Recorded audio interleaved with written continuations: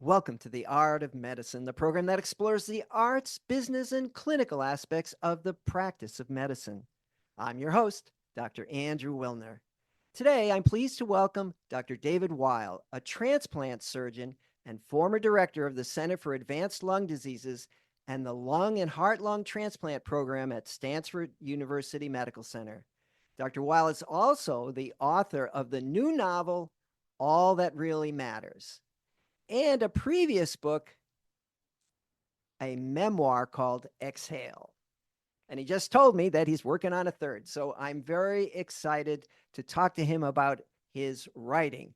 I'm almost finished reading his novel, and I can't wait to ask him questions about it. But first, I'd like to thank our sponsor, locumstory.com.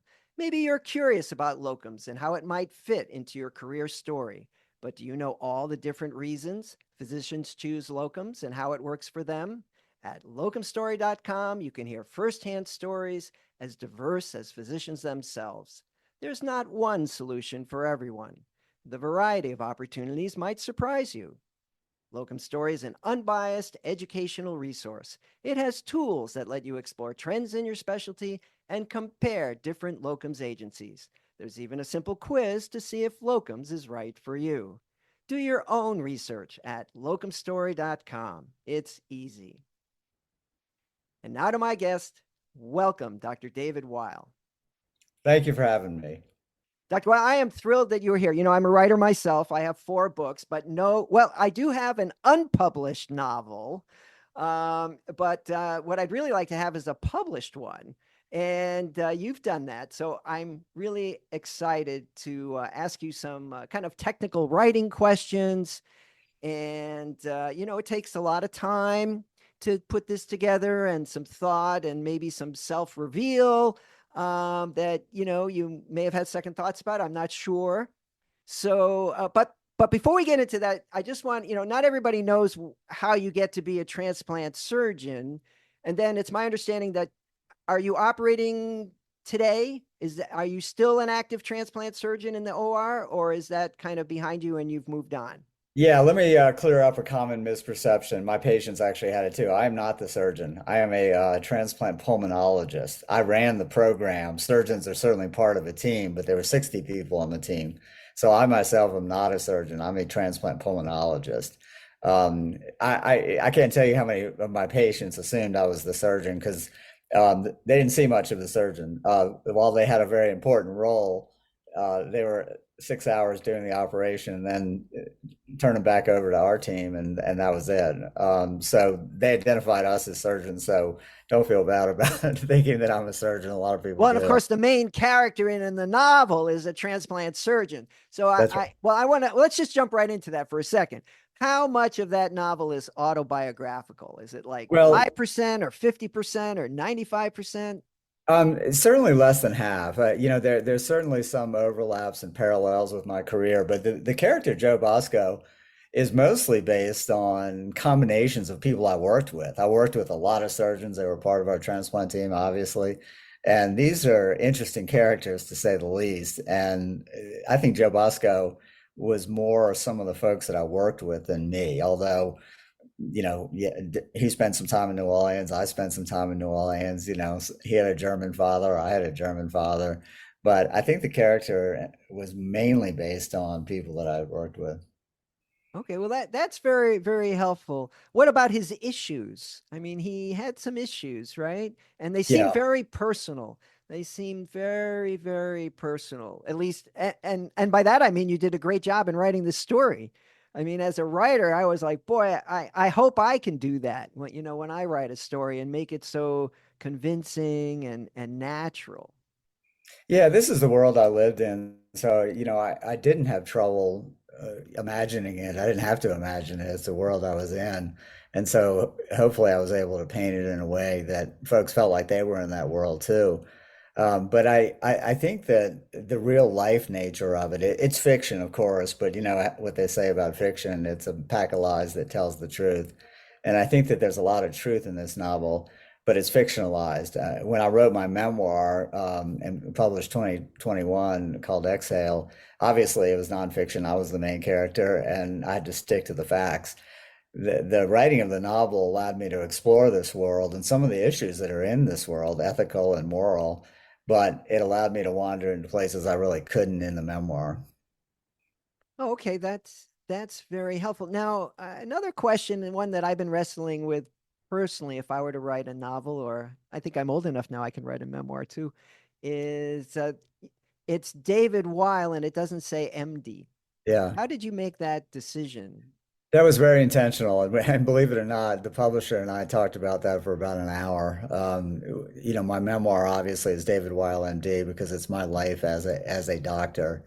I think the novel, though, I wanted to separate myself as Hmm. a doctor, as a character in this novel. And, it admittedly difficult to do so because of the overlaps between myself and the main character. But we decided to leave MD off of it because we didn't want it to be a doctor writing a novel. We wanted it to be an author writing a book. And I think even though it's a subtle step in that direction, I think it was one we wanted to take. Oh, I think it's very declarative one way or the other. Michael Crichton famously never used MD, right? Right, On his, and I think Robin Cook didn't either. I think right. they saw themselves, Michael Crichton certainly saw himself more as a writer than as a doctor. He never even did a residency, even though he graduated Harvard Medical School. Yeah. I'm not sure. Robin Cook practiced medicine, but I'm not sure. I don't think he put MD on his novels. Yeah, I can't remember. There's also a physician writer who never practiced medicine named Walker Percy, who's Yes. from Louisiana, as am I, and so I grew up reading his works, and he didn't put MD behind it either. So, and he didn't write really much about medicine at all.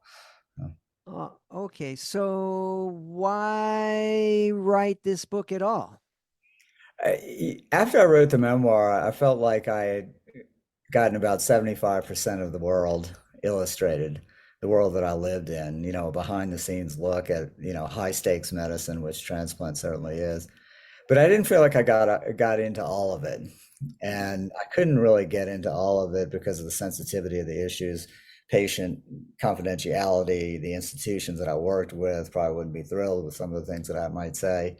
And I think that what I wanted to do with the novel is just say, look, I'm getting into all of it about transplant, the good, the bad, the ugly. And my main character loved transplant, as I do. I love it. But there are some issues that I think are worth exploring that we could do better. And I wanted to get into that in the novel. Yeah, sometimes pointing out those issues doesn't make you that popular, Right. and that was certainly So, what so I've happened heard. to the main character, right? Right. It's like not really, people. It it doesn't serve the interests of the institution when you point out the flaws. In the Right. short term, in the long run, yes, right. The Yeah. vision is to make everything better, but in the short term, you're rocking the boat, Yeah. and those people are not always appreciated. Okay, so it was really you wanted to use your personal experience to uh, as kind of a soapbox, right? Yeah, To in many draw ways it was. attention. It was also an interesting way to explore, and this is what I love about fiction.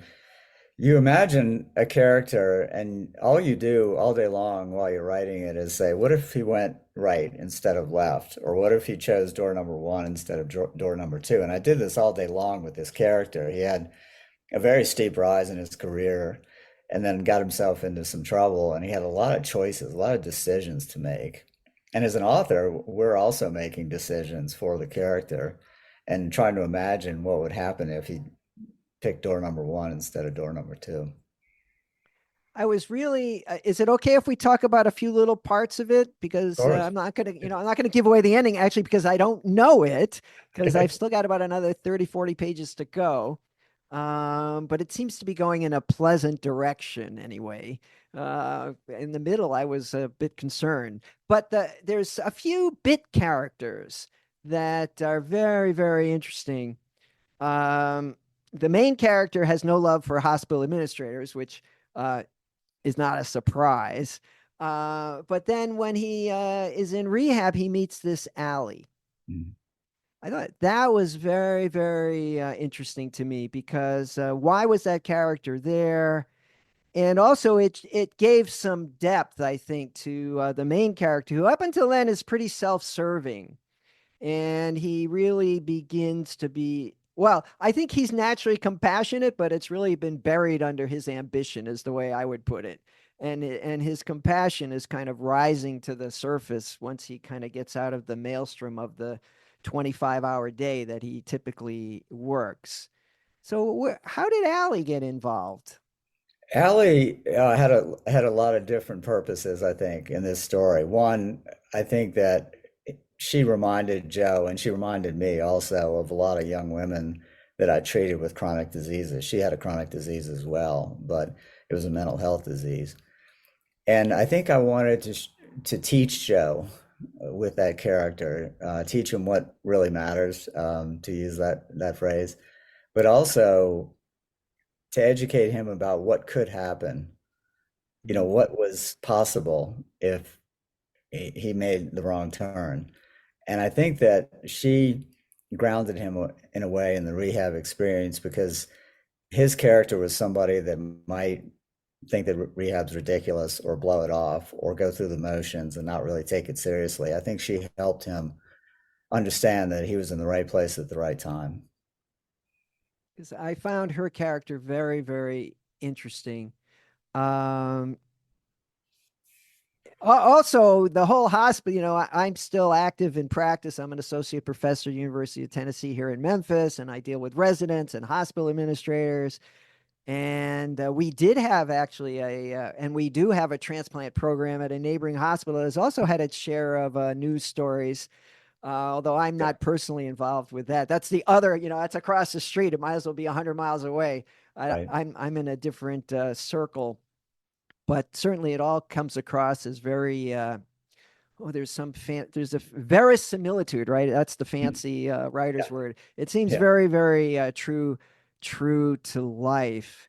What about the tree? I couldn't figure out what the tree is doing on the cover. There's this big tree. Do you have a copy of the book Yeah. in arm's length there? I No, mean, I don't, there's this unfortunately. beautiful Yeah. tree. It's like, Yeah.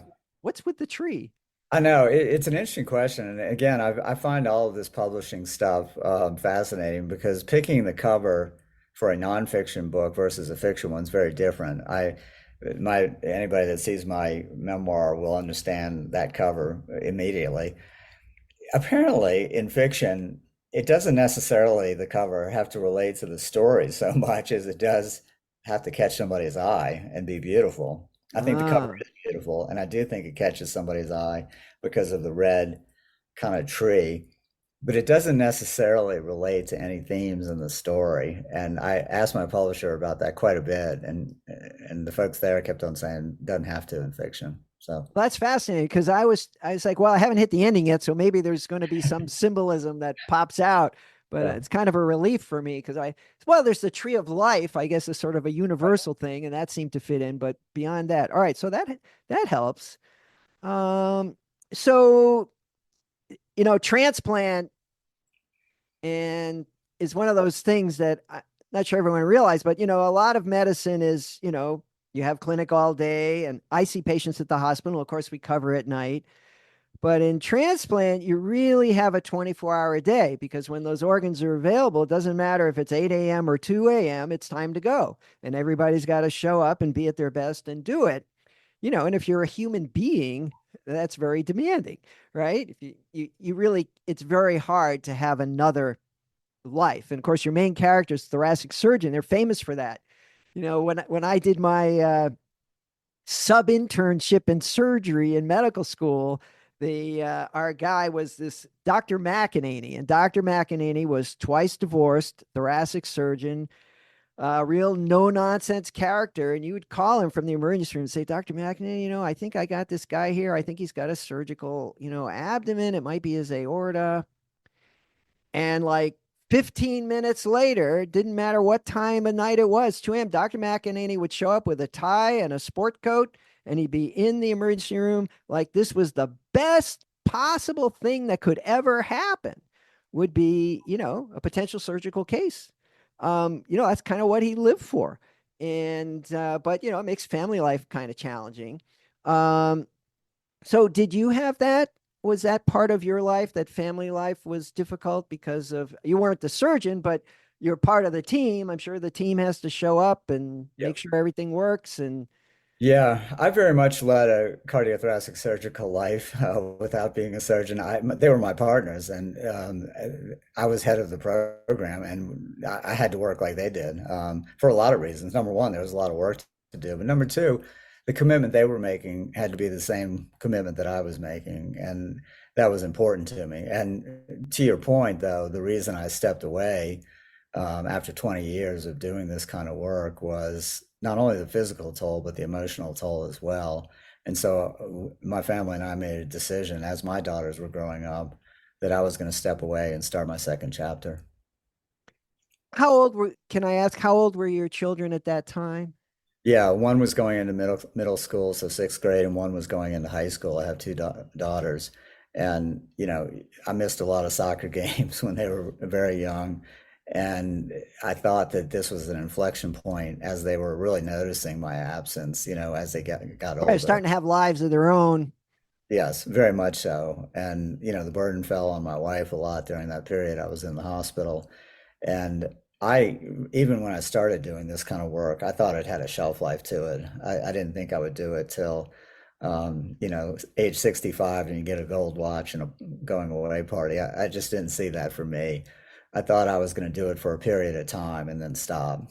Hmm. And that's how I worked it out. And fortunately, I've been able to develop a second professional life, which I very much enjoy. Right. So that was my next question. So, you're working 24 hours, 25 hours a day, right? It's a full day and you're missing a lot of stuff. Um, Hard to have high quality family time. I'm sure when you're home, you're not always at your best. That's the other thing people don't realize. You're putting your best foot forward at work and you get tired. And your only You got time to sort of recharge is when you're home. But Yep. that's when everybody at home wants you to be at your best, and maybe you're not. Does that You sound right? got it. I mean, I would come home and I'd be thinking about the hospital, or there would be an organ donor available an hour after I got home. And I was tending toward reading a book and kind of blocking out the rest of the world or watching a game on TV. And I was definitely not at my best at home. I gave a lot of my, emotional bandwidth to the hospital. And as I don't know if you've heard this saying, but the hospital does not love you back. That's for sure. I found that out, I think a lot of us, especially when we're younger, we think we're indispensable. We think that if we do a great job, that everybody will love you and so forth. And that was true to a certain extent. But then I realized, especially after I left Stanford, that the program went on without me, and somebody else stepped up, and it was almost like a relay race where I just passed the baton to somebody else. Yeah, it is a little disheartening, I think, when you put your heart and soul into something and you think you're important, but you're just sort of a ledger item, Yeah.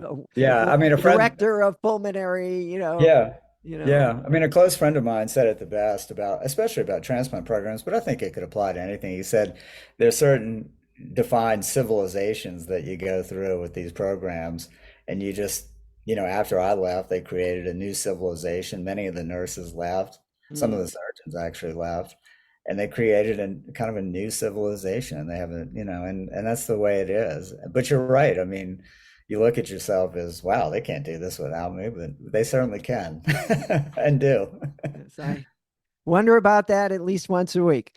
Now, I was thrilled that there was a neurologist in your novel. He had just a bit part, but we don't. I'm a neurologist, of course, and we don't get that much play. Right. So I think that was obviously quite intentional that you took that this problem that your main character had was, if not universal, was a lot more common than people think. Yeah. Burnout, right? Yep. Yeah, And definitely. I think, in burnout seems to me, I don't know how you feel about it, as just a, very generic catch-all phrase. It's like saying you have a car, but it doesn't tell you what kind and what year and all that. I think burnout, is interesting because it comes in so many different forms. It's almost just disillusionment, you know. and the hospital ecosystem is so tough that it's almost untenable for a lot of people to continue practicing medicine. I get a lot of emails and messages and from all kind of people that have read my books that have said, how do you do it? Can I get out? And I don't love to hear that because we need great people in medicine, but I do think something's going on out there. Yes. Well, in fact, I'll just seg a little bit. The sponsor for our program is Locum Tenens, and I've done Mm, Locum Tenens for many, many years. I wrote a book about it. And I have very mixed feelings about it because it's a wonderful way for physicians to sort of step back and control their schedules and mm, still be physicians without taking a non-clinical job like, looking at insurance claims and deciding right. if these are appropriate or not, or, stepping outside into other non-clinical areas. And I think it's a wonderful option for that. So physicians don't have to give up the clinical world and can kind of, do it on their own pace. On the other hand, why is it growing? Why are things so bad that locum tenens is becoming so popular and non-clinical careers are becoming so attractive? One of my professional colleagues, a guy named John Jerica, and he has a whole podcast. He's up to episode 300 and something about non-clinical careers, which Mm. is physicians who really want to get out, that they are burned out, they don't see a future in what they're doing, and they want to get out. And I think that's a national tragedy. And there's a lot of a lot of training when to get to where you are. And of course, physicians are still quite necessary. We do have AI, but they don't fill that is not going to fill the gap for a long, long time. We still need human physicians to take care of people. Okay, so that was my little spiel. Now, along those lines, how did you get out? Where did you go? Well, I left California in 2016, and we had the whole map open to us at that point because I knew I was going to do non-clinical work at that point. We thought about staying in California, and then we had a family meeting about it, and we decided that we would actually move south for sure. And we looked at a few southern cities, and then we decided, look, I mean, what about my hometown, which is New Orleans? And everybody was very enthusiastic about it. My daughters wanted to go to high school there for a lot of different reasons that you might imagine. And my wife loves the city, and I think that it was coming home. But I had to, while we were moving location, physical location, I also had to move my brain, what I was going to do next. And I took a lot of time to think about that.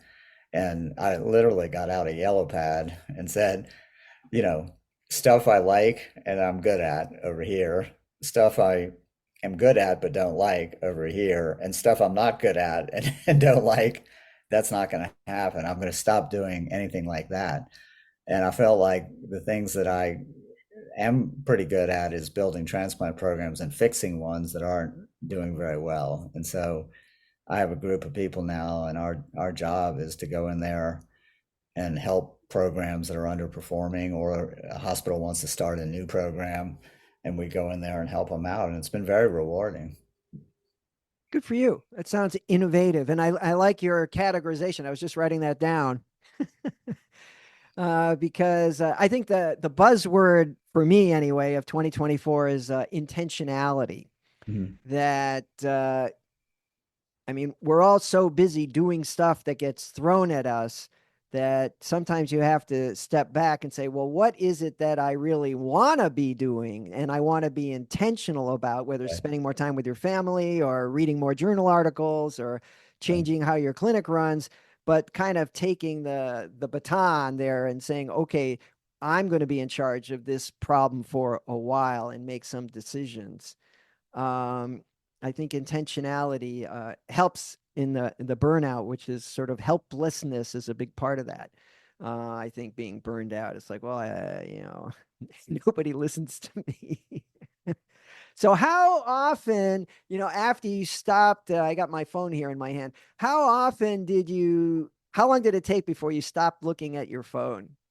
a long time. I mean, Or those I was text on. messages in the middle of the night about organs? Yeah, I mean, that was 24/7, and I, was a control, I wouldn't say freak, but enthusiast. And I took all the donor call for the whole time I was at Stanford. And so that was every night the phone was going off. I still have it by my bedside because I've got, two kids out there that are now college age, and I've got, an elderly mother and so forth. So I still leave the phone on, but I know that the donor call is not coming, and I very rarely get woken up in the middle of the night anymore. So which is not a problem, right? Not no, getting it's not that's a not a problem. problem. It took about a year to straighten out my sleep, but it finally straightened out. So There's a new book coming. yeah, Can you give us just a little yeah. capsule? Sure. I mean, it leaves medicine in a certain way, but in a certain way it doesn't. The book is about identity and how we look at ourselves in the mirror, and it's especially about religious identity. It's Hmm. something I've struggled with quite a bit during my life, and it probably the whole topic probably informs me about why I became a transplant doctor to begin with. It all fits in, but the book is not going to be nearly as medicine intensive as my first two. It's going to be very much a search for belonging and how we, explain ourselves to ourselves. And I think that identity is such a big issue out there. And if you throw in religious ambiguity, it really is worth exploring. I've been intensely working on this book, but it doesn't feel like work at all. It's great fun. So I'm having a blast. Can you give me an idea of your typical day? How much time do you spend earning a living Yeah. separate from writing your novels? Although there may be some overlap there. Yeah, there's some. I kind of split the day in half. I'm a morning writer. I don't write well in the afternoon. It takes uber focus, as you know, because you're a writer. And so I write in the morning until about noon, and then I have something to eat and start my consulting work in the afternoon and try to put all my phone calls, all the Zoom stuff, all the consulting issues. And I work with companies as well that are in the transplant space, but I schedule all of those in the afternoon. I really try to save the writing, save the morning for writing. Oh, I love to hear that. I love to hear that because I think non-writers don't realize that it's not like you can write a half hour and then make a call and there's a whole mindset that you kind of have to get, it's like getting dressed to go jogging. You can't just say, "Hey, I'm going to go jogging." You got to put your sneakers on, there's stuff you Yeah, got to do to kind of before you got to stretch, and then you run. Well, writing, you got to, get your desk sorted out and right. thinking sorted out. There's a lot there. So that sounds like a pretty. So writing is about half time for you now. Yeah, it is. And sometimes in the afternoons, I'll go back and look at what I wrote in the morning and fiddle with it a little bit. And then I'll also sketch out other writing projects. I write pieces, opinion pieces for various publications. They're all on my website to the extent folks want to look at those. And I think that that kind of writing is helpful. It's 1,000 words. I have to make my point quickly and get out.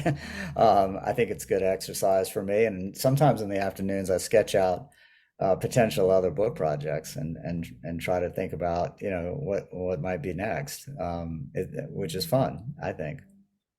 For those who want to pursue this a little more, remind me of your website. Yeah, it's pretty simple. It's davidweill.com, two L's at the end of Weil, which is a common mistake, but it's davidweill.com. Okay, and I'll put that in the show notes. Thank you. Well, Dr. David Weill, this has been a great conversation. Anything you'd like to add? No, thank you for doing this. I hope the listeners out there get something out of hearing, probably a non-traditional path that I've taken in medicine, but I think it's one worth exploring. There's a lot to what we can do, and I think a lot of times we get put into a little box, but there's a lot that we can do. Yes, I definitely agree with that. Dr. David Weill, thanks for joining me on The Art of Medicine. Thank you for having me. I enjoyed it. Before we close, I'd like to give another thanks to our sponsor, locumstory.com, a resource where providers can get real, unbiased answers about locum tenens. I'm Dr. Andrew Wilner. See you next time.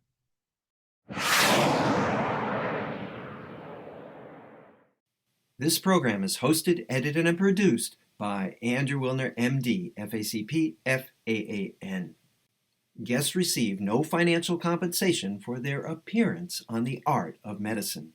Andrew Willner, MD, is Associate Professor of Neurology at the University of Tennessee Health Science Center, Memphis, Tennessee.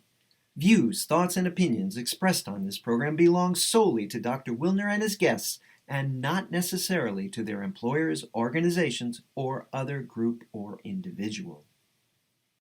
While this program intends to be informative, it is meant for entertainment purposes only. The Art of Medicine does not offer professional financial, legal, or medical advice. Dr. Willner and his guests assume no responsibility or liability for any damages, financial or otherwise, that arise in connection with consuming this program's content. Thanks for watching. For more episodes of The Art of Medicine, please subscribe.